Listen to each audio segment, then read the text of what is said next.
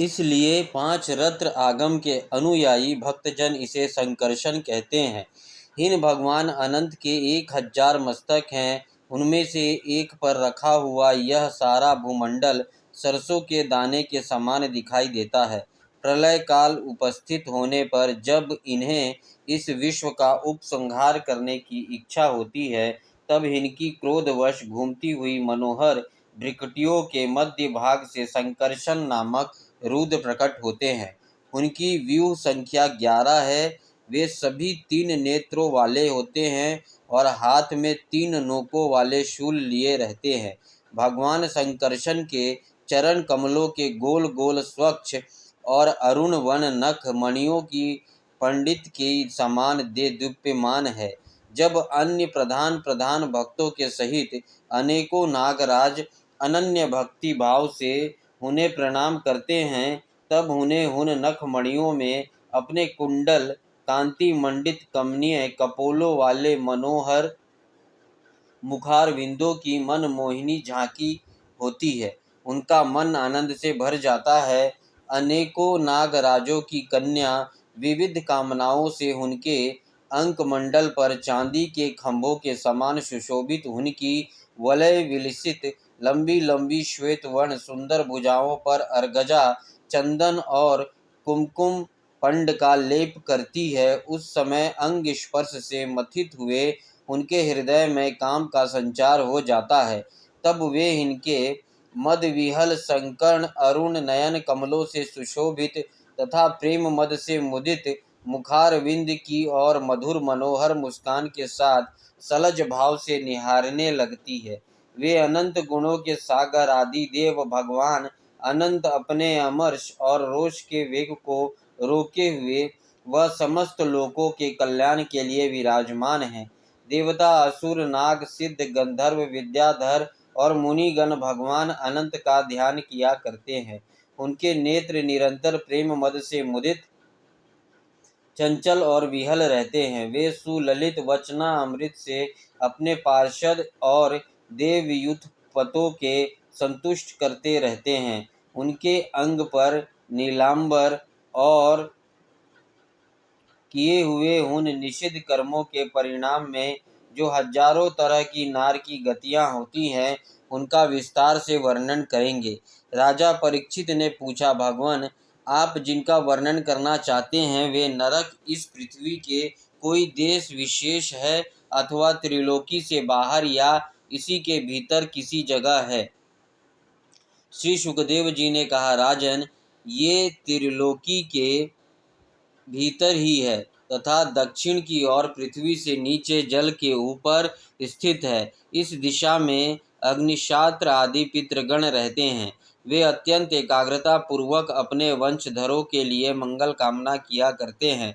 उस नरक लोक में सूर्य के पुत्र पितृराज भगवान यम अपने सेवकों के सहित रहते हैं तथा भगवान की आज्ञा का उल्लंघन न करते हुए अपने दूतों द्वारा वहां लाए हुए मृत प्राणियों के उनके दुष्कर्मों के अनुसार पाप का फल दंड देते हैं।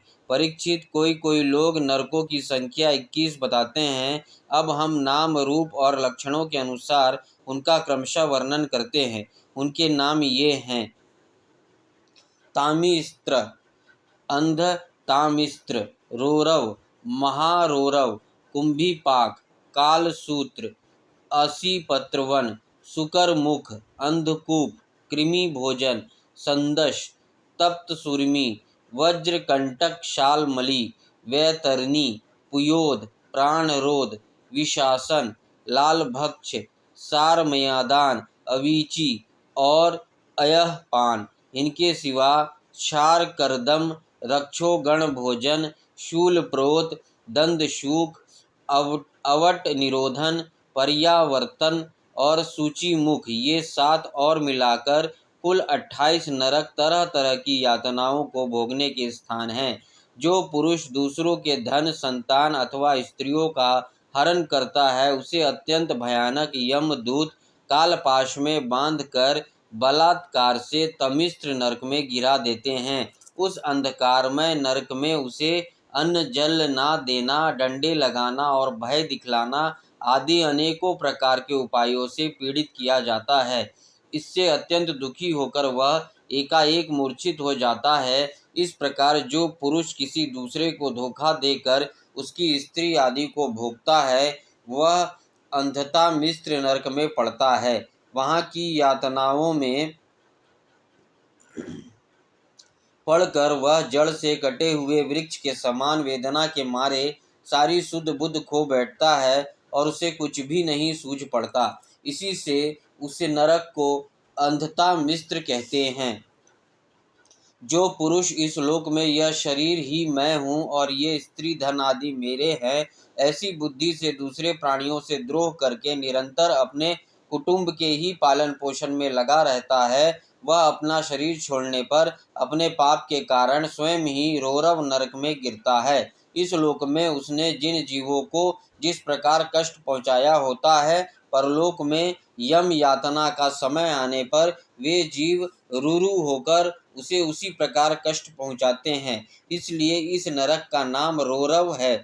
रूरू सर्प से भी अधिक क्रूर स्वभाव वाले एक जीव का नाम है। ऐसे ही महारौरव नरक है। इसमें वह व्यक्ति जाता है जो और किसी का परवाह ना कर केवल अपने ही शरीर का पालन पोषण करता है। वह कच्चा मांस खाने वाले रूरू इस मांस के लोभ से काटते हैं। जो क्रूर मनुष्य इस लोक में अपना पेट पालने के लिए जीवित पशु या पक्षियों को रांधता है, उसे हृदयहीन राक्षसों से भी गए बीते पुरुष को यमदूत कुंभी पाक नरक में ले जाकर खौलते हुए तेल में रांधते हैं। जो मनुष्य इस लोक में माता पिता ब्राह्मण और वेद से विरोध करता है, उसे यमदूत काल सूत्र नरक में ले जाते हैं। इसका घेरा 10,000 योजन है। इसकी भूमि तांबे की है। इसमें जो तपा हुआ मैदान है वह ऊपर से सूर्य और नीचे से अग्नि के दाह से जलता रहता है। वहां पहुंचाया हुआ पापी जीव भूख प्यास से व्याकुल हो जाता है और उसका शरीर बाहर भीतर से जलने लगता है। उसकी बेचैनी यहाँ तक बढ़ती है कि वह कभी बैठता है, कभी लेटता है, कभी छटपटाने लगता है, कभी खड़ा होता है और कभी इधर उधर दौड़ने लगता है। इस प्रकार उस नर पशु के शरीर में जितने रोम होते हैं, उतने ही 1000 वर्ष तक उसकी यह दुर्गति होती रहती है। जो पुरुष किसी प्रकार की आपत्ति न आने पर भी अपने वैदिक मार्ग को छोड़कर अन्य पाखंड पूर्ण धर्मों का आश्रय लेता है, उसे यमदूत 80 पत्रवन नरक में ले जाते हैं, कौड़ों से पीटते हैं। जब मार से बचने के लिए वह इधर उधर दौड़ने लगता है, तब उसके सारे अंग तालवन के तलवारों के समान पेने पत्तों से, जिनमें दोनों ओर धारें होती हैं, टूक टूक होने लगते हैं। तब वह अत्यंत वेदना से हाय मैं मरा इस प्रकार चिल्लाता हुआ पद पद पर मूर्छित होकर गिरने लगता है। अपने धर्म को छोड़कर पाखंड मार्ग में चलने से उसे इस प्रकार अपने कुकर्म का फल भोगना पड़ता है। इस लोक में जो पुरुष राजा या राज कर्मचारी होकर किसी निरपराध मनुष्य को दंड देता है अथवा ब्राह्मण को शरीर दंड देता है, वह महापापी मर कर सूकर मुख नरक में गिरता है। वहाँ जब महाबली यमदूत उसके अंगों को कुचलते हैं, तब वह कोल्हू में पैरे जाते हुए गन्नों के समान पीड़ित होकर जिस प्रकार इस लोक में उसके द्वारा सताए हुए निरपराध प्राणी रोते चिल्लाते थे, उसी प्रकार कभी आर्त स्वर से चिल्लाता और कभी मूर्छित हो जाता है। जो पुरुष इस लोक में खटमल आदि जीवों की हिंसा करता है, वह उनसे द्रोह करने के कारण अंधकूप नरक में गिरता है, क्योंकि स्वयं भगवान ने ही रक्तपान आदि उनकी वृत्ति बना दी है और उन्हें उसके कारण दूसरों को कष्ट पहुंचाने का ज्ञान भी नहीं है। किंतु मनुष्य की वृत्ति भगवान ने विधि निषेध पूर्वक बनाई है और उसे दूसरों के कष्ट का ज्ञान भी है। वहाँ वे पशु मृग पक्षी सांप आदि रेंगने वाले जंतु, मच्छर जू खटमल और मक्खी आदि जीव जिनसे उसने द्रोह किया था, उसे सब ओर से काटते हैं। इससे उसकी निद्रा और शांति भंग हो जाती है और स्थान ना मिलने पर भी वह बेचैनी के कारण उस घोर अंधकार में इस प्रकार भटकता रहता है जैसे रोगग्रस्त शरीर में जीव छटपटाया करता है। जो मनुष्य इस लोक में बिना पंचम महायज्ञ किए तथा जो कुछ मिले उसे बिना किसी दूसरे के दिए स्वयं ही खा लेता है, उसे कौवे के समान कहा गया है। वह परलोक में कृमि भोजन नामक निकृष्ट नरक में गिरता है। वहाँ 1,00,000 योजन लंबा चौड़ा एक कीड़े का कुंड है, उसी में उसे भी कीड़ा बनाकर रहना पड़ता है, जब तक अपने पापों का प्रायश्चित न करने वाले उस पापी के बिना दिए और बिना हवन किए खाने का दोष अच्छी तरह शोधन नहीं हो जाता, तब तक वह उसी में पड़ा पड़ा कष्ट भोगता रहता है। वहाँ कीड़े उसे नोचते हैं और वह कीड़ों को खाता है। राजन, इस लोक में जो व्यक्ति चोरी या बरजोरी से ब्राह्मण के अथवा आपत्ति का समय न होने पर भी किसी दूसरे पुरुष के सुवर्ण और रत्न आदि का हरण करता है, उसे मरने पर यमदूत संदश नामक नरक में ले जाते हैं। तपाए हुए लोहे के गोलों से दागते हैं और सेड़ी से उसे खाल नोचते हैं। इस लोक में यदि कोई पुरुष अगम्य स्त्री के साथ संभोग करता है अथवा कोई स्त्री अगम्य पुरुष से व्यभिचार करती है, तो यमदूत उसे तप्त सुरमी नामक नरक में ले जाकर कोड़ों से पीटते हैं तथा पुरुषों को तपाए हुए लोहे की स्त्री मूर्ति से और स्त्री को तपाई हुई पुरुष प्रतिमा से आलिंगन कराते हैं। जो पुरुष इस लोक में पशु आदि सभी के साथ व्याभिचार करता है, उसे मृत्यु के बाद यमदूत वज्र कंटक शालमली नरक में गिराते हैं और वज्र के समान कठोर कांटों वाले सेमर के वृक्ष पर चढ़ाकर फिर नीचे की ओर खींचते हैं। जो राजा या राजपुरुष इस लोक में श्रेष्ठ कुल में जन्म पाकर भी धर्म की मर्यादा का उच्छेद करते हैं, वे उस मर्यादित क्रमण के कारण मरने पर वैतरणी नदी में पटके जाते हैं। यह नदी नरकों की खाई के समान है। उसमें मल मूत्र पीव रक्त केश नख हड्डी चर्बी मांस और मज्जा आदि गंदी चीजें भरी हुई है। वहाँ गिरने पर उन्हें इधर उधर से जल के जीव नोचते हैं, किंतु इससे उनका शरीर नहीं छूटता। पाप के कारण प्राण उसे वहन किए रहते हैं और वे उसे दुर्गति को अपने करनी का फल समझकर मन ही मन संतप्त होते रहते हैं। जो लोग शौच और आचार के नियमों का परित्याग कर तथा लज्जा को तिलांजलि देकर इस लोक में शूद्रों के साथ संबंध गांठ कर पशुओं के समान आचरण करते हैं, वे भी मरने के बाद पीप विष्ठा मूत्र कफ और मल से भरे हुए पुयोद नामक समुद्र में गिरकर उन अत्यंत घृणित वस्तुओं को ही खाते हैं। इस लोक में जो ब्राह्मण आदि उच्च वर्ण के लोग कुत्ते या गधे पालते और शिकारी आदमी में लगे रहते हैं तथा शास्त्र के विपरीत पशुओं का वध करते हैं, मरने के पश्चात वे प्राण रोध नरक में डाले जाते हैं और वहाँ यमदूत उन्हें लक्ष्य बनाकर बाणों से भींजते हैं।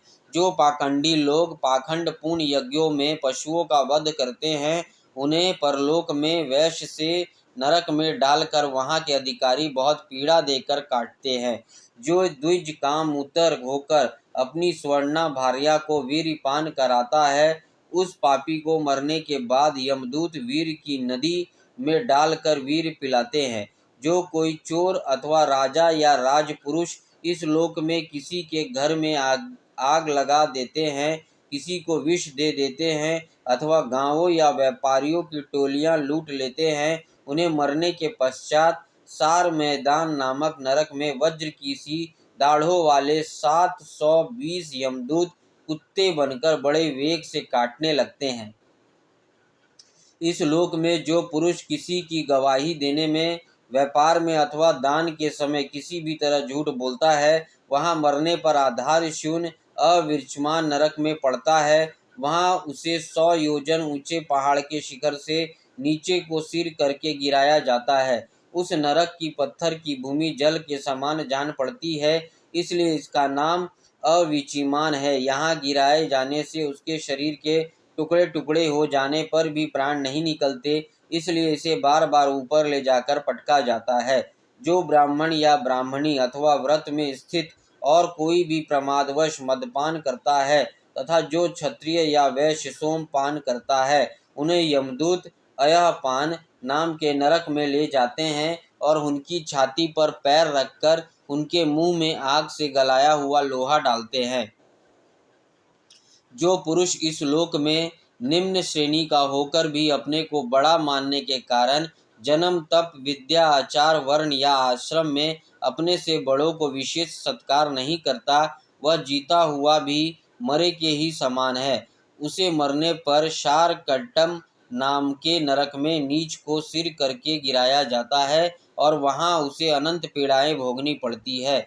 जो पुरुष इस लोक में नर, मेध आदि के द्वारा भैरव, यक्ष, राक्षस आदि का यज्ञ करते हैं और जो स्त्रियां पशुओं के समान पुरुषों को खा जाती हैं, उन्हें वे पशुओं की तरह मारे हुए पुरुष यमलोक में राक्षस होकर तरह तरह की यातनाएं देते हैं और रक्षो गण भोजन नामक नरक में कसाईयों के समान कुल्हाड़ी से काट काट कर उसका लहू पीते हैं।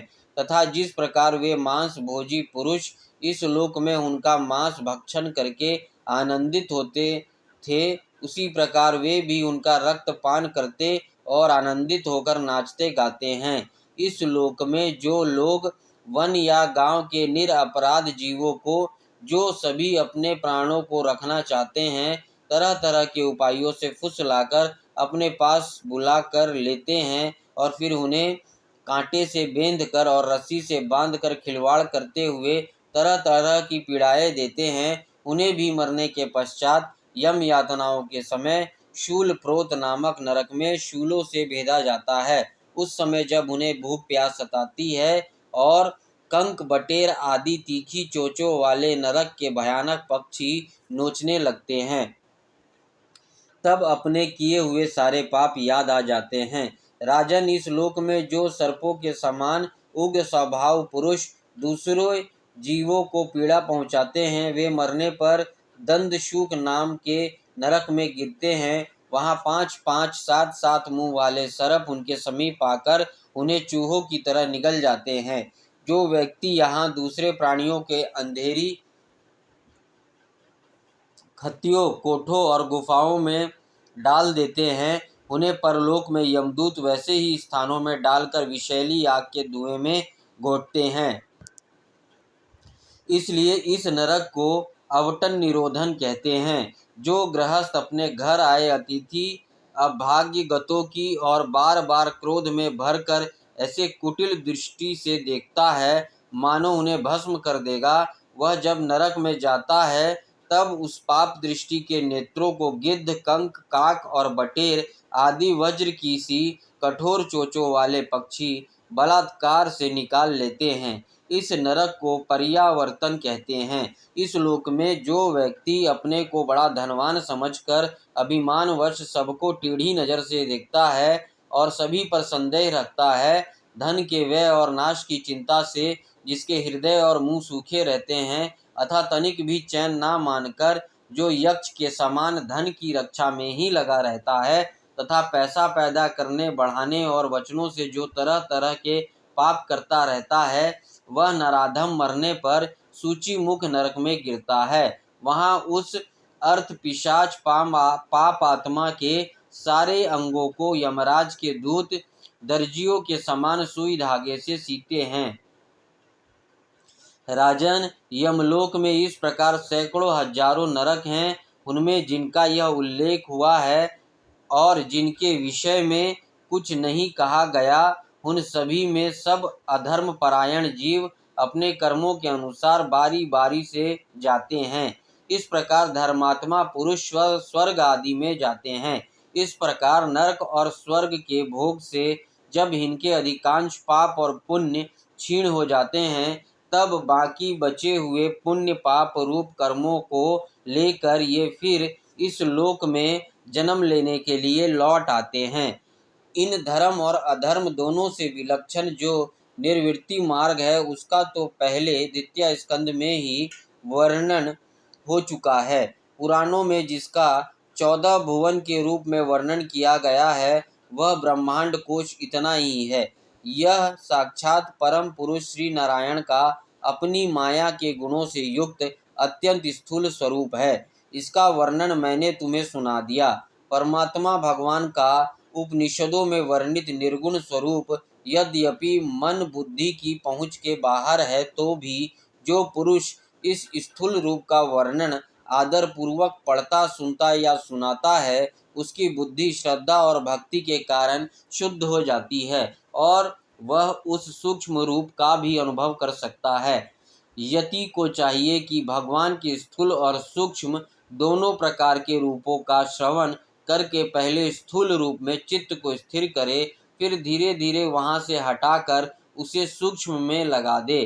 परीक्षित, मैंने तुमसे पृथ्वी, उसके अंतर्गत द्वीप, वर्ष, नदी, पर्वत, आकाश, समुद्र, पाताल, दिशा, नरक, ज्योतिगण और लोकों की स्थिति का वर्णन किया। यही भगवान का अति अद्भुत स्थूल रूप है, जो समस्त जीव समुदाय का आश्रय है। पंचम स्कंद समाप्त। हरि ओम तत्सत। ओम नमो भगवते वासुदेवाय नमः। षष्ठम स्कंद। पहला अध्याय, अजामिल उपाख्यान का प्रारंभ।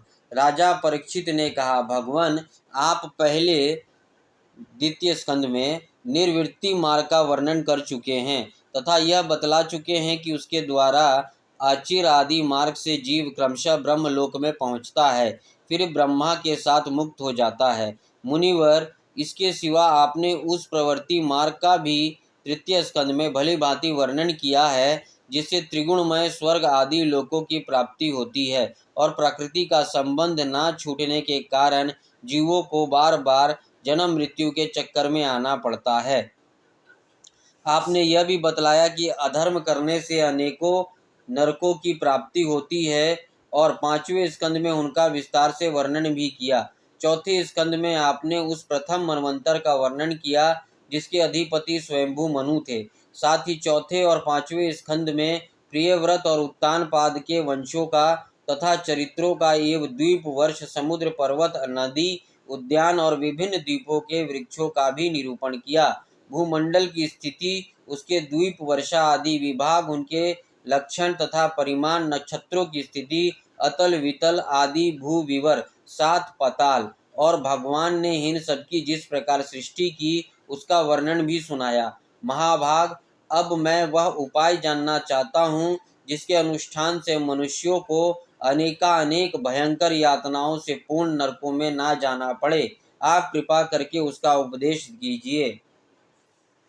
श्री सुखदेव जी ने कहा, मनुष्य मन, वाणी और शरीर से पाप करता है। यदि यह वन उन पापों के इस जन्म में प्रायश्चित ना कर ले तो मरने के बाद उसे अवश्य ही उन भयंकर यातना पूर्ण नरकों में जाना पड़ता है, जिनका वर्णन मैंने तुम्हें 5वें स्कंद के अंत में सुनाया है। इसलिए बड़ी सावधानी और सजगता के साथ रोग एवं मृत्यु के पहले ही शीघ्र से शीघ्र पापों की गूढ़ता और लघुता पर विचार करके उनका प्रायश्चित कर डालना चाहिए। जैसे मर्मज्ञ चिकित्सक रोगों का कारण और उनकी गूढ़ता लघुता जानकर झटपट उनकी चिकित्सा कर डालता है। राजा परीक्षित ने पूछा, भगवान, मनुष्य राज दंड, समाज दंड आदि लौकिक और शास्त्रोक्त नरक गमन आदि पारलौकिक कष्टों से यह जानकर भी कि पाप उसका शत्रु है, पाप वासनाओं से विवश होकर बार बार वैसे ही कर्मों में प्रवृत्त हो जाता है, ऐसी अवस्था में उसके पापों का प्रायश्चित कैसे संभव है? मनुष्य कभी तो प्रायश्चित आदि के द्वारा पापों से छुटकारा पा लेता है, कभी फिर उन्हें ही करने लगता है। ऐसी स्थिति में समझता हूँ कि जैसे स्नान करने के बाद धूल डाल लेने के कारण हाथी का स्नान व्यर्थ हो जाता है, वैसे ही मनुष्य का प्रायश्चित करना भी व्यर्थ ही है। श्री सुखदेव जी ने कहा, वस्तुतः कर्म के द्वारा ही कर्म का निर्बीज नाश नहीं होता, क्योंकि कर्म का अधिकारी अज्ञानी है। अज्ञान रहते पाप वासनाएं सर्वथा नहीं मिट सकती। इसलिए सच्चा प्रायश्चित तो तत्व ज्ञान ही है। जो पुरुष केवल सुपथ्य का ही सेवन करता है, उसे रोग अपने वश में नहीं कर सकते। वैसे ही परीक्षित, जो पुरुष नियमों का पालन करता है, वह धीरे धीरे पाप वासनाओं से मुक्त हो कल्याणप्रद तत्व ज्ञान प्राप्त करने में समर्थ होता है। जैसे बांसों के झुरमुट में लगी आग बांसों को जला डालती है, वैसे ही धर्मज्ञ और श्रद्धावान धीर पुरुष तपस्या, ब्रह्मचर्य, इंद्रिय दमन, मन की स्थिरता, दान, सत्य, बाहर भीतर की पवित्रता तथा यम एवं नियमहीन 9 साधनों से मन, वाणी और शरीर द्वारा किए गए बड़े से बड़े पापों को भी नष्ट कर देते हैं। भगवान की शरण में रहने वाले भक्तजन जो बिरले ही होते हैं, केवल भक्ति के द्वारा अपने सारे पापों को उसी प्रकार भस्म कर देते हैं जैसे सूर्य कोहरे को। परीक्षित, पापी पुरुष की जैसे शुद्धि भगवान को आत्मसमर्पण करने से और उनके भक्तों को सेवन करने से होती है, वैसी तपस्या आदि के द्वारा नहीं होती। जगत में यह भक्ति का पंथ ही सर्वश्रेष्ठ, भय रहित और कल्याण स्वरूप है, क्योंकि इस मार्ग पर भगवत परायण सुशील साधु जन चलते हैं। परीक्षित, जैसे शराब से भरे घड़े को नदियां पवित्र नहीं कर सकती, वैसे ही बड़े बड़े प्रायश्चित बार बार किए जाने पर भी भगवत विमुख मनुष्यों को पवित्र करने में असमर्थ है। जिन्होंने अपनी भगवत अनुरागी मन मधुर को भगवान श्री कृष्ण के चरना अरविंद मकरंद का एक बार पान करा दिया, उन्होंने सारे प्रायश्चित कर लिए। वे स्वप्न में भी यमराज और उनके पाशधारी दूतों को नहीं देखते, फिर नरक की तो बात ही क्या। परीक्षित, इस विषय में महात्मा लोग एक प्राचीन इतिहास कहा करते हैं। उसमें भगवान विष्णु और यमराज के दूतों का संवाद है। तुम मुझसे उसे सुनो। कान्यकुब्ज नगर कन्नौज में एक दासी पति ब्राह्मण रहता था। उसका नाम था अजामिल। दासी के संसर्ग से दूषित होने के कारण उसका सदाचार नष्ट हो चुका था। वह पतित कभी बटोहियों के बांध कर उन्हें लूट लेता, कभी लोगों को जुए के छल से हरा देता, किसी का धन धोखाधड़ी से ले लेता, किसी का चुरा लेता। इस प्रकार अत्यंत निंदनीय वृत्ति का आश्रय लेकर वह अपने कुटुंब का पेट भरता था और दूसरे प्राणियों को बहुत ही सताता था। परीक्षित, इसी प्रकार वह वहां रहकर दासी के बच्चों का लालन पालन करता रहा। इस प्रकार उसकी आयु का बहुत बड़ा भाग 88 वर्ष बीत गया। बूढ़े अजामिल के 10 पुत्र थे। उनमें से सबसे छोटे का नाम नारायण था। माँ बाप उसे बहुत प्यार करते थे। वृद्ध अजामिल ने अत्यंत मोह के कारण अपना संपूर्ण हृदय अपने बच्चे नारायण को सौंप दिया था। वह अपने बच्चे की तोतली बोली सुन सुनकर तथा बाल सुलभ खेल देख देख कर फूला नहीं समाता था। अजामिल बालक के स्नेह बंधन में बंध गया था। जब वह खाता तब उसे भी खिलाता, जब पानी पीता तो उसे भी पिलाता। इस प्रकार वह अतिशय मूढ़ हो गया था। उसे इस बात का पता ही न चला कि मृत्यु मेरे सिर पर आ पहुंची है। वह मूर्ख इसी प्रकार अपना जीवन बिता रहा था कि मृत्यु का समय आ पहुंचा। अब वह अपने पुत्र बालक नारायण के संबंध में ही सोचने विचारने लगा।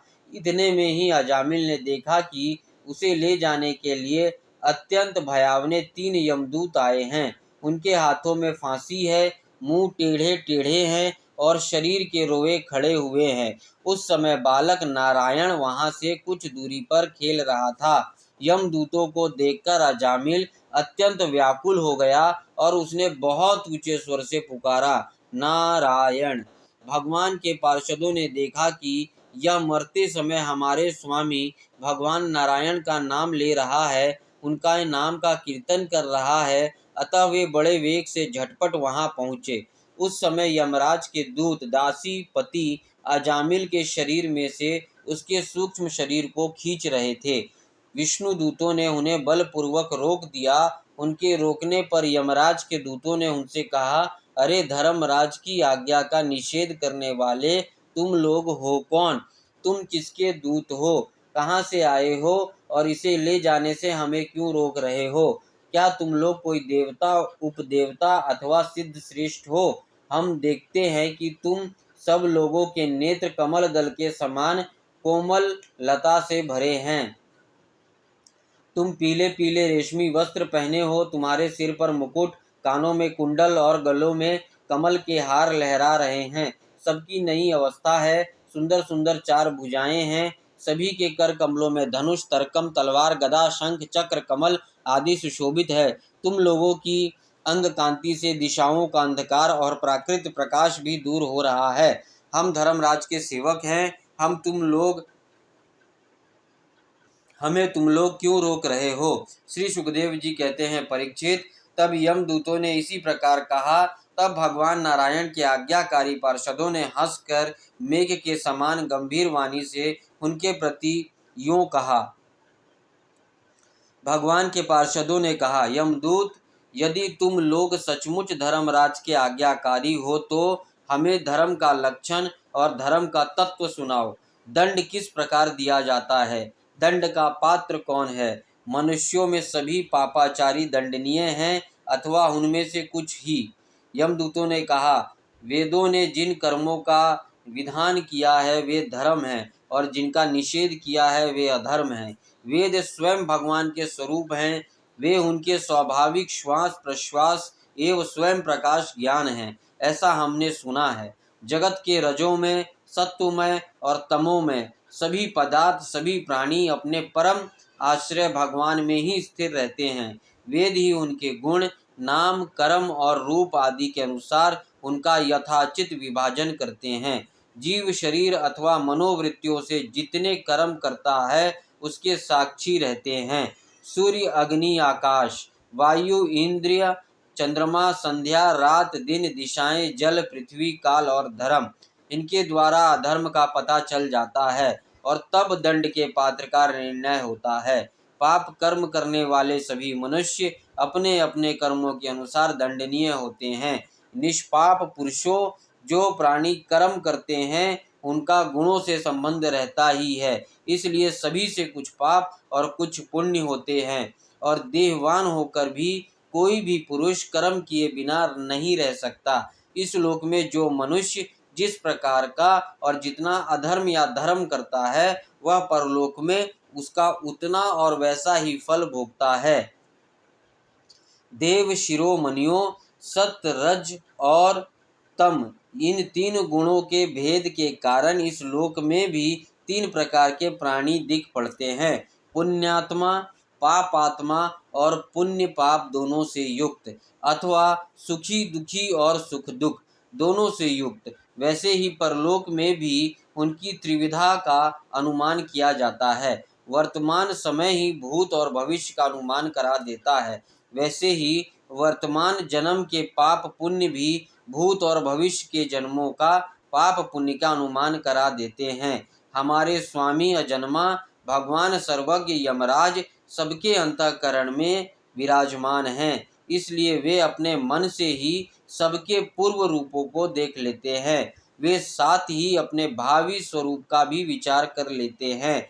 जैसे सोया हुआ अज्ञानी पुरुष स्वप्न के समय प्रतीत हो रहे कल्पित शरीर को ही अपना वास्तविक शरीर समझता है, सोए हुए अथवा जगाने वाले शरीर को भूल जाता है, वैसे ही जीव भी अपने पूर्व जन्मों की याद भूल जाता है और वर्तमान शरीर के सिवा पहले और पिछले शरीरों के संबंध में कुछ भी नहीं जानता।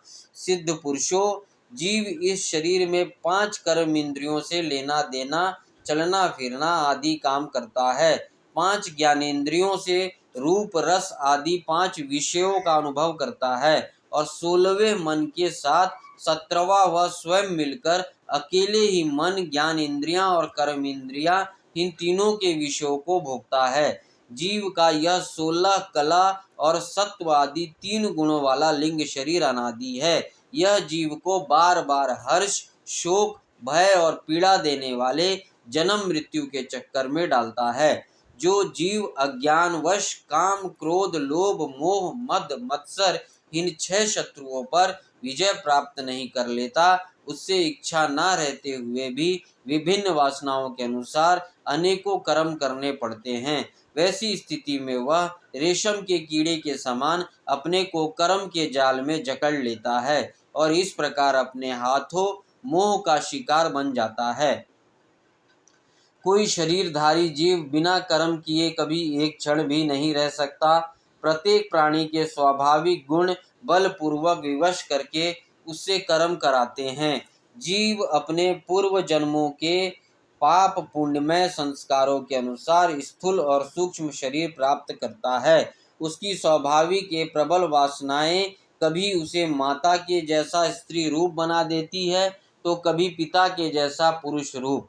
प्रकृति का संसर्ग होने से ही पुरुष अपने को अपने वास्तविक स्वरूप के विपरीत लिंग शरीर मान बैठता है। यह विपर्य भगवान के भजन से शीघ्र ही दूर हो जाता है। देवताओं, आप जानते ही हैं, यह अजामिल बड़ा शास्त्रज्ञ था। शील, सदाचार और सद्गुणों का तो यह खजाना ही था। ब्रह्मचारी, विनयी, जितेंद्रिय, सत्यनिष्ठ, मंत्रवेत्ता और पवित्र भी था। इसने गुरु, अग्नि, अतिथि, वृद्ध पुरुषों की सेवा की थी। अहंकार तो इसमें था ही नहीं। यह समस्त प्राणियों का हित चाहता, उपकार करता, आवश्यकता के अनुसार ही बोलता और किसी के गुणों में दोष नहीं ढूंढता था। एक दिन यह ब्राह्मण अपने पिता के आदेश अनुसार वन में गया और वहां से फल फूल, समिधा तथा कुश लेकर घर के लिए लौटा। लौटते समय इसने देखा कि एक भ्रष्ट शूद्र, जो बहुत कामी और निर्लज्ज है, शराब पीकर किसी वेश्या के साथ विहार कर रहा है। वेश्या भी शराब पीकर मतवाली हो रही है। नशे के कारण उसकी आंखें नाच रही है। वह अर्धनग्न अवस्था में हो रही है। वह शूद्र उस वेश्या के साथ कभी गाता, कभी हंसता और कभी तरह तरह की चेष्टाएं करके उसे प्रसन्न करता है। निष्पाप पुरुषों, शूद्र की भुजाओं में अंगार, राग आदि कामोदीपक वस्तुएं लगी हुई थी और वह उनसे उस उल्टा का आलिंगन कर रहा था। अजामिल उन्हें इस अवस्था में देखकर सहसा मोहित और काम के वश हो गया। यद्यपि अजामिल ने अपने धैर्य और ज्ञान के अनुसार अपने काम वेग से विचलित मन को रोकने की बहुत बहुत चेष्टाएं की, परंतु पूरी शक्ति लगा देने पर भी वह अपने मन को रोकने में असमर्थ रहा। वह वेश्या को निमित्त बनाकर काम पिशाच ने अजामिल के मन को ग्रस लिया। इसकी सदाचार और शास्त्र संबंधी चेतना नष्ट हो गई। अब यह मन ही मन उसी वेश्या का चिंतन करने लगा और अपने धर्म से विमुख हो गया। अजामिल सुंदर सुंदर वस्त्र, आभूषण आदि वस्तुएं जिनसे वह प्रसन्न होती ले आता, यहाँ तक कि इसने अपने पिता की सारी संपत्ति देकर भी उसी कुल्टा को रिझाया। यह ब्राह्मण उसी प्रकार की चेष्टा करता जिससे वह वेश्या प्रसन्न हो। वह स्वच्छ आचरणी कुल्टा की तिरछी चितवन ने इसके मन को ऐसा लुभा लिया कि इसे अपने कुलीन नव युवती और विवाहिता पत्नी का परित्याग कर दिया।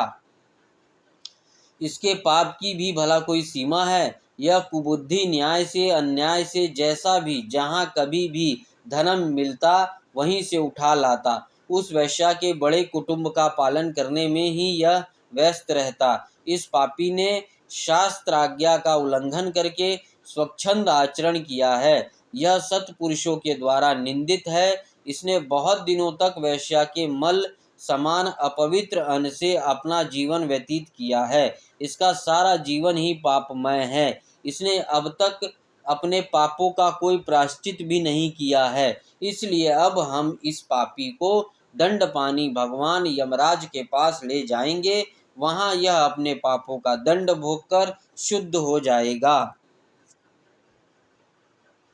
दूसरा अध्याय, विष्णु दूतों द्वारा भागवत धर्म निरूपण और अजामिल का परम धाम गमन। श्री सुखदेव जी कहते हैं, परीक्षित, भगवान के नीतिपूर्ण एवं धर्म का मर्म जानने वाले पार्षदों ने यमदूतों का यह अभिभाषण सुनकर उनसे इस प्रकार कहा।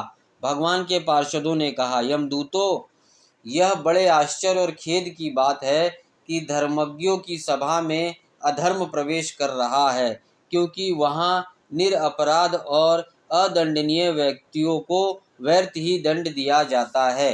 जो प्रजा के रक्षक हैं, शासक हैं, समदर्शी और परोपकारी हैं, यदि वे ही प्रजा के प्रति विषमता का व्यवहार करने लगे तो फिर प्रजा किसकी शरण लेगी? सत्पुरुषों जैसा आचरण करते हैं, साधारण लोग भी वैसा ही करते हैं। वे अपने आचरण के द्वारा जिस कर्म को धर्म अनुकूल प्रमाणित कर देते हैं, लोग उसी का अनुकरण करने लगते हैं। साधारण लोग पशुओं के समान धर्म और अधर्म का स्वरूप ना जानकर किसी सर्प पुरुष पर विश्वास कर लेते हैं, उसकी गोद में सिर रखकर निर्भय और निश्चिंत सो जाते हैं। वही दयालु सत्पुरुष, जो प्राणियों का अत्यंत विश्वास पात्र है और जिसे मित्र भावना से अपने हितैषी समझकर उन्होंने आत्मसमर्पण कर दिया है, उन अज्ञानी जीवों के साथ कैसे विश्वासघात कर सकता है।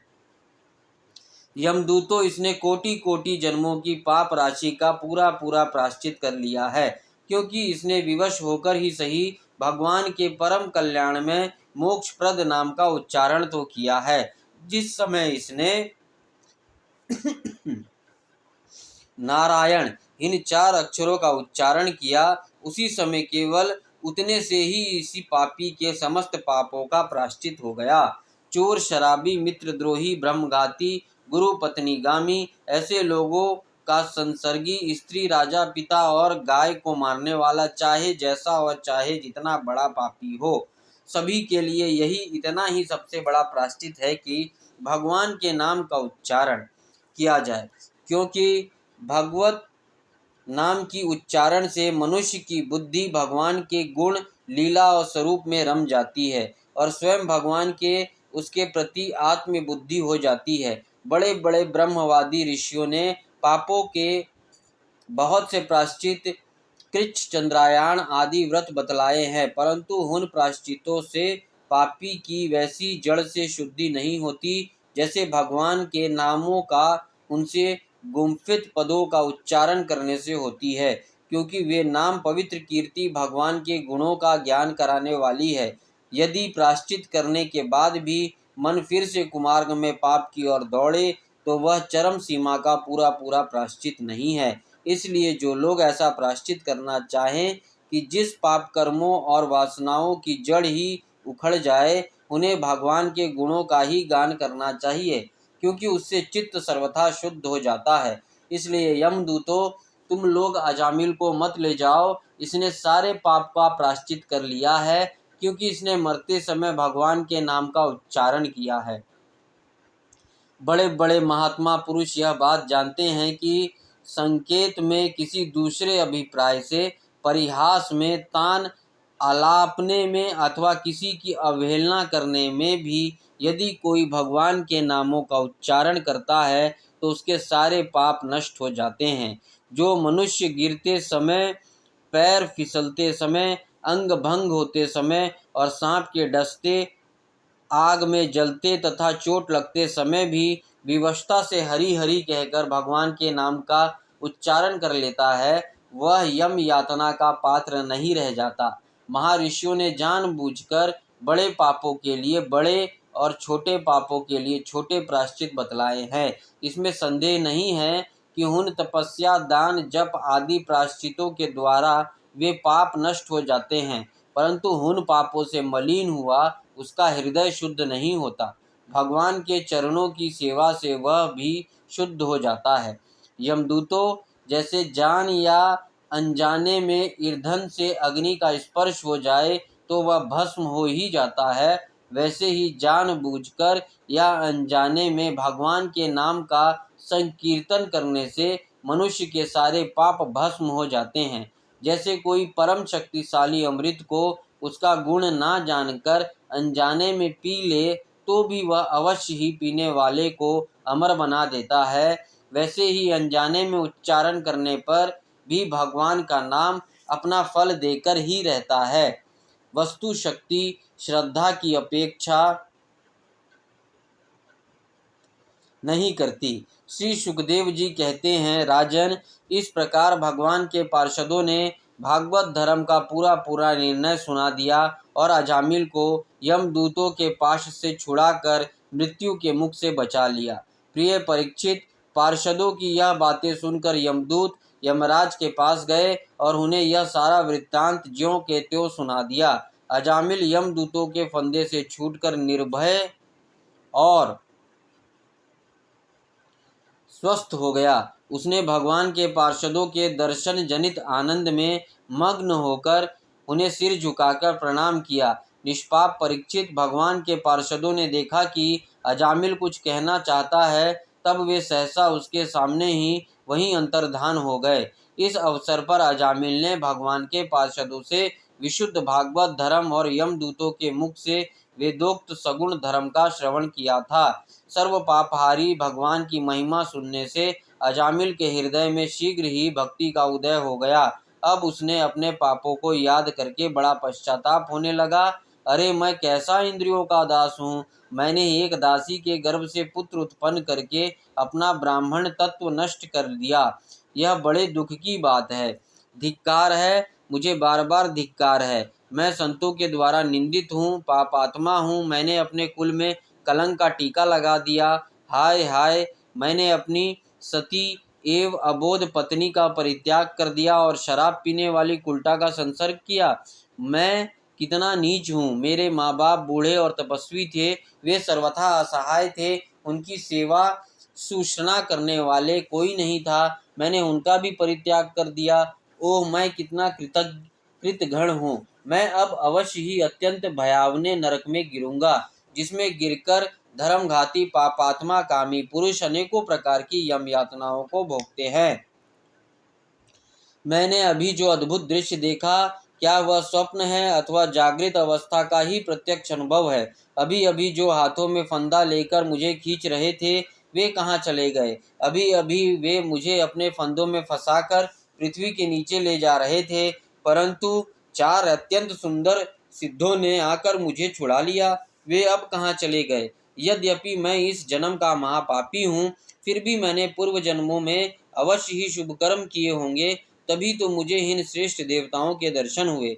उनकी स्मृति से मेरा हृदय अब भी आनंद से भरा रहा है। मैं कुल्टागामी और अत्यंत अपवित्र हूँ। यदि पूर्व जन्म में मैंने पुण्य ना किए होते, तो मरने के समय मेरी जीभ भगवान के मनमोहक नाम का उच्चारण कैसे कर पाती? कहाँ तो मैं महाकपटी, पापी, निर्लज और ब्रह्म तेज को नष्ट करने वाला, तथा कहाँ भगवान का यह परम मंगलमय नारायण नाम। सचमुच मैं तो कृतार्थ हो गया।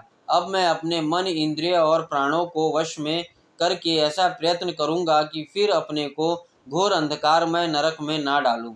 अज्ञानवश मैंने अपने को शरीर समझकर उसके लिए बड़ी बड़ी कामनाएं की और उनकी पूर्ति के लिए अनेकों कर्म किए। उन्हीं का फल है कि यह बंधन। अब मैं इसे काटकर समस्त प्राणियों का हित करूंगा, वासनाओं को शांत करूंगा, सबसे मित्रता का व्यवहार करूंगा, दुखियों पर दया करूंगा और पूरे संयम के साथ रहूंगा। भगवान की माया ने स्त्री का रूप धारण करके मुझे अधम को फांस लिया और क्रीड़ा मृग की भांति मुझे बहुत नाच नचाया। अब मैं अपने आप को उस माया से मुक्त करूंगा। मैंने सत्य वस्तु परमात्मा को पहचान लिया है, अतः अब मैं शरीर आदि में मैं तथा मेरे को भाव छोड़कर भगवत नाम के कीर्तन आदि से अपने मन को शुद्ध करूंगा और उसे भगवान में लगाऊंगा।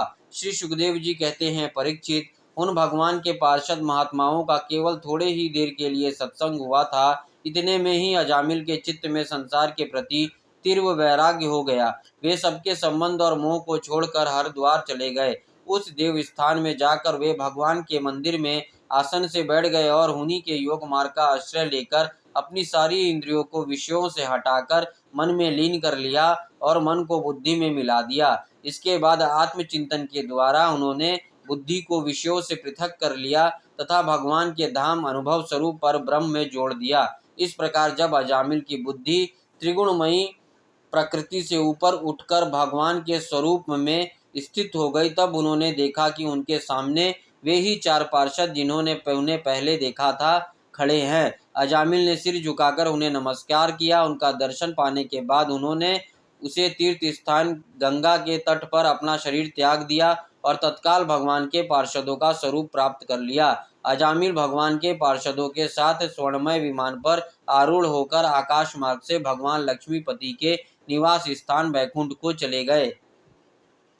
परीक्षित, अजामिल ने दासी का सहवास करके सारा धर्म कर्म चौपट कर दिया था। वे अपने निंदित कर्म के कारण पतित हो गए थे। नियमों से च्युत हो जाने के कारण उन्हें नरक में गिराया जा रहा था, परंतु भगवान के एक नाम का उच्चारण करने मात्र से वे उससे तत्काल मुक्त हो गए। जो लोग इस संसार बंधन से मुक्त होना चाहते हैं, उनके लिए अपने चरणों के स्पर्श से तीर्थों की भी तीर्थ बनाने वाले भगवान के नाम से बढ़कर और कोई साधन नहीं है, क्योंकि नाम का आश्रय लेने से मनुष्य का मन फिर कर्म के पचड़ों में नहीं पड़ता। भगवत नाम के अतिरिक्त और किसी प्रायश्चित का आश्रय लेने पर मन रजोगुण और तमोगुण ग्रस्त ही रहता है तथा पापों का पूरा पूरा नाश भी नहीं होता। परीक्षित, यह इतिहास अत्यंत गोपनीय और समस्त पापों का नाश करने वाला है। जो पुरुष श्रद्धा और भक्ति के साथ इसका श्रवण कीर्तन करता है, वह नरक में कभी नहीं जाता। यमराज के दूत तो आंखें उठाकर उसकी ओर देखते तक नहीं। उस पुरुष का जीवन चाहे पापमय ही क्यों ना रहा हो, वैकुंठ लोक में उसकी पूजा होती है। परीक्षित, देखो, अजामिल जैसे पापी ने मृत्यु के समय पुत्र के बहाने भगवान के नाम का उच्चारण किया, उसे भी वैकुंठ की प्राप्ति हो गई। फिर जो लोग श्रद्धा के साथ भगवत नाम का उच्चारण करते हैं, उनकी तो बात ही क्या है। तीसरा अध्याय, यम और यमदूतों का संवाद। राजा परीक्षित ने पूछा, भगवान, देव आदि देव धर्मराज के वश में सारे जीव हैं और भगवान के पार्षदों ने उन्हीं की आज्ञा भंग कर दी थी तथा उनके दूतों को अपमानित कर दिया। जब उनके दूतों ने यमपुरी में जाकर उनसे अजामिल का वृत्तांत कह सुनाया, तब सब कुछ सुनकर उन्होंने अपने दूतों से क्या कहा, ऋषिवर, मैंने पहले यह बात कभी नहीं सुनी कि किसी ने किसी भी कारण से धर्मराज के शासन का उल्लंघन किया हो। भगवान, इस विषय में लोग बहुत संदेह करेंगे और उसका निवारण आपके अतिरिक्त दूसरा कोई नहीं कर सकता, ऐसा मेरा निश्चय है। श्री सुखदेव जी ने कहा, परीक्षित, जब भगवान के पार्षदों ने यमदूतों का प्रयत्न विफल कर दिया, तब उन लोगों ने संयमपुरी के स्वामी अपने शासक यमराज के पास जाकर निवेदन किया। यमदूतों ने कहा, प्रभो, संसार के जीव 3 प्रकार के कर्म करते हैं, पाप पुण्य अथवा दोनों से मिश्रित। इन जीवों को उन कर्मों का फल देने वाले शासक संसार में कितने हैं। यदि संसार में दंड देने वाले बहुत से शासक हो, तो किसे सुख मिले और किसे दुख, इसकी व्यवस्था एक सी ना हो सकेगी। संसार में कर्म करने वालों के अनेक होने के कारण यदि उनके शासक भी अनेक हो, तो उन शासकों का शासकपना नाम मात्र का ही होगा। जैसे एक सम्राट के अधीन बहुत से नाम मात्र के सामंत होते हैं, इसलिए हम तो ऐसा समझते हैं कि अकेले आप ही समस्त प्राणियों के और उन स्वामियों के भी अधीश्वर हैं। आप ही मनुष्यों के पाप और पुण्य के निर्णायक, दंडदाता और शासक हैं। प्रभु, अब तक संसार में कहीं भी आपके द्वारा नियत किए हुए दंड की अवहेलना नहीं हुई थी, किंतु इस समय 4 अद्भुत सिद्धों ने आपकी आज्ञा का उल्लंघन कर दिया। प्रभु, आपकी आज्ञा से हम लोग एक पापी को यातना गृह की ओर ले जा रहे थे, परंतु उन्होंने बलपूर्वक अपने फंदे काट कर उसे छुड़ा दिया। हम आपसे उनका रहस्य जानना चाहते हैं। यदि आप हमें सुनने का अधिकारी समझते हैं तो कहें। प्रभु, बड़े ही आश्चर्य की बात हुई कि इधर तो अजामिल के मुंह से नारायण यह शब्द निकला और उधर वे डरो मत कहते हुए झटपट वहां आ पहुँचे। श्री सुखदेव जी कहते हैं, जब दूतों ने इस प्रकार प्रश्न किया, तब देव शिरोमणि प्रजा के शासक भगवान यमराज ने प्रसन्न होकर श्री हरि के चरण कमलों का स्मरण करते हुए उनसे कहा। यमराज ने कहा, दूतों, मेरे अतिरिक्त एक और ही चराचर जगत के स्वामी हैं। उन्हीं में यह संपूर्ण जगत सूत में वस्त्र के समान ओतप्रोत है। उन्हीं के अंश ब्रह्मा, विष्णु और शंकर इस जगत की उत्पत्ति, स्थिति तथा प्रलय करते हैं। उन्होंने इस सारे जगत को नथे हुए बैल के समान अपने अधीन कर रखा है। मेरे प्यारे दूतों, जैसे किसान अपने बैलों को पहले छोटी छोटी रस्सियों से बांधकर फिर उन रस्सियों को एक बड़ी आड़ी रस्सी में बांध देता है, वैसे ही जगदीश्वर भगवान ने भी ब्राह्मणवादी वर्ण और ब्रह्मचर्य आदि आश्रम रूप छोटी छोटी नाम की रस्सियों से बांधकर फिर सब नामों को वेदवाणी रूप बड़ी रस्सी में बांध रखा है। इसी प्रकार सारे जीव नाम एवं कर्म रूप बंधन में बंधे हुए भयभीत होकर उन्हें ही अपने सर्वस्व भेंट कर रहे हैं। दूतों, मैं इंद्र, निरृति, वरुण, चंद्रमा, अग्नि, शंकर, वायु, सूर्य, ब्रह्मा, 12 आदित्य, विश्व देवता, 8 वसु, साध्य, 49 मरुत, सिद्ध, 11 रुद्र, रजोगुण एवं तमोगुण से रहित भृगु आदि प्रजापति और बड़े बड़े देवता सबके सब सत्व प्रधान होने पर भी उनकी माया के अधीन हैं। तथा भगवान कब क्या किस रूप में करना चाहते हैं इस बात को कोई नहीं जानता। तब दूसरों की तो बात ही क्या। दूतों, जिस प्रकार घट पट आदि रूपवान पदार्थ अपने प्रकाशक नेत्र को नहीं देख सकते, वैसे ही अंतःकरण में अपने साक्षी रूप से स्थित परमात्मा को कोई भी प्राणी इंद्रिय, मन, प्राण, हृदय या वाणी आदि किसी भी साधना के द्वारा नहीं जान सकता।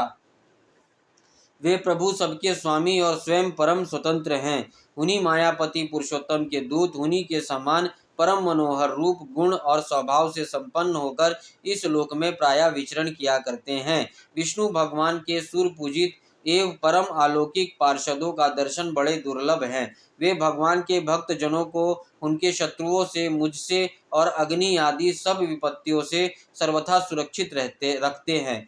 स्वयं भगवान ने ही धर्म की मर्यादा का निर्माण किया है। उसे ना तो ऋषि जानते हैं, ना देवता या सिद्धगण ही। ऐसी स्थिति में मनुष्य विद्याधर आचरण और असुर आदि तो जान ही कैसे सकते हैं। भगवान के द्वारा निर्मित भागवत धर्म परम शुद्ध एवं अत्यंत गोपनीय है। उससे जानना बहुत ही कठिन है। जो उसे जान लेता है वह भगवत स्वरूप की प्राप्ति हो जाती है।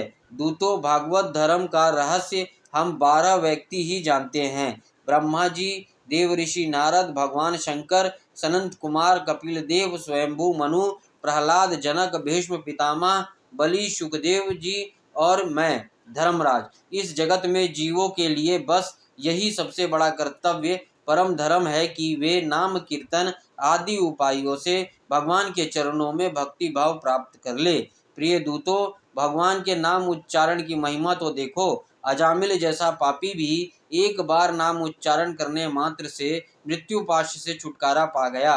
भगवान के गुण, लीला और नामों का भली भांति कीर्तन मनुष्य को पापों का सर्वथा विनाश कर दे, यह कोई उसका बहुत बड़ा फल नहीं है। क्योंकि अत्यंत पापी अजामिल के मरने के बाद चंचल चित्त से अपने पुत्र का नाम नारायण उच्चारण किया। इस नाम आभास मात्र से ही उसके सारे पाप तो क्षीण हो ही गए, मुक्ति की प्राप्ति भी हो गई। बड़े बड़े विद्वानों की बुद्धि कभी भगवान की माया से मोहित हो जाती है।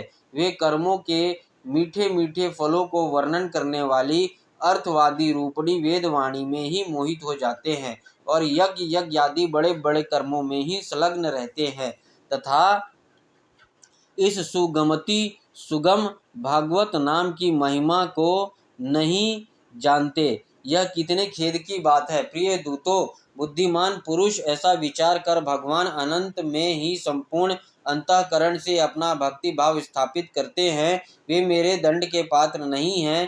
पहली बात तो यह कि वे पाप न करते ही नहीं, परंतु यदि कदाचित संयोगवश कोई पाप बन भी जाए तो उसे भगवान का गुणगान तत्काल नष्ट कर देता है। जो समदर्शी साधु भगवान को ही अपना साध्य और साधन दोनों समझकर उन पर निर्भर हैं, बड़े बड़े देवता और सिद्ध उनके पवित्र चरित्रों का प्रेम से गान करते रहते हैं। मेरे दूतों, भगवान की गदा उनकी सदा रक्षा करती रहती है। उनके पास तुम लोग कभी भूलकर भी मत फटकना। उन्हें दंड देने की सामर्थ्य ना हम में है और ना साक्षात काल में। बड़े बड़े परमहंस दिव्य रस के लोभ से संपूर्ण जगत और शरीर आदि से भी अपनी अहता ममता हटाकर अकिंचन होकर निरंतर भगवान मुकुंद के पाद अरविंद का मकरंद रसपान करते रहते हैं। जो दुष्ट उस दिव्य रस से विमुख और नरक के दरवाजे घर गृहस्थी की तृष्णा को बोझा बांधकर उसे ढो रहे हैं, उन्हीं को मेरे पास बार बार लाया करो। जिनकी जीव भगवान के गुणों और नामों का उच्चारण नहीं करती, जिनका चित्त उनके चरण अरविंदों का चिंतन नहीं करता और जिनका सिर एक बार भी भगवान श्री कृष्ण के चरणों में नहीं झुकता, वह भगवत सेवा विमुख पापियों को ही मेरे पास लाया करो। आज मेरे दूतों ने भगवान के पार्षदों का अपराध करके स्वयं भगवान का ही तिरस्कार किया है। यह मेरा ही अपराध है। पुराण पुरुष भगवान नारायण हम लोगों का यह अपराध क्षमा करे। हम अज्ञानी होने पर भी हैं उनके निज जन और उनकी आज्ञा पाने के लिए अंजलि बांधकर सदा उत्सुक रहते हैं। अतः परम महिमा वन्वित भगवान के लिए यही योग्य है कि वे क्षमा कर दे। मैं उन सर्व अंतर्यामी एक रस अनंत प्रभु को नमस्कार करता हूँ। श्री सुखदेव जी कहते हैं, परीक्षित, इसलिए तुम ऐसा समझ लो कि बड़े से बड़ा पाप को सर्वोत्तम, अंतिम और पाप वासनाओं का भी निर्मूल कर डालने वाला प्रायश्चित यही है कि केवल भगवान के गुणों, लीलाओं और नामों का कीर्तन किया जाए। इसी से संसार का कल्याण हो सकता है। जो लोग बार बार भगवान के उदार और कृपापूर्ण चरित्रों का श्रवण कीर्तन करते हैं, उनके हृदय में प्रेममयी भक्ति का उदय हो जाता है। उस भक्ति से जैसे आत्म शुद्धि होती